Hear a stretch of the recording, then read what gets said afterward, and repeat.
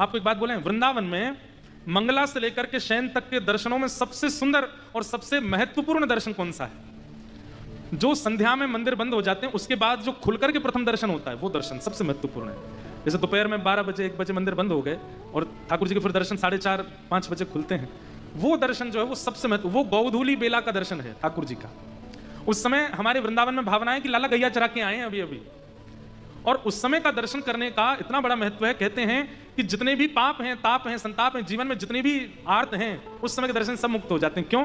क्योंकि गौरज में लिपटे हुए ठाकुर जी हैं, और गौरज, एक तो गौरज पवित्र, ऊपर से ठाकुर जी के अंग से स्पर्श हो गई, और उस समय जितने लोग दर्शन करते हैं ठाकुर जी अपनी गौरज उतार उतार के सब पर डालते हैं, तो वो गौरज माथे से पड़ती है तो सारे आर्त पवित्र हो जाते हैं। इसलिए सबसे विशिष्ट दर्शन होता है संध्या का। मंदिर खुलते ही सबसे पहला दर्शन हो वो करने का प्रयास करो, सबसे सुंदर दर्शन होता है ठाकुर जी का गौधूली बेला में। और गोपाष्टमी के दिन ठाकुर जी पहली बार बछड़ा बछिया चरावे गए वन में। बहुत सुंदर लीला है।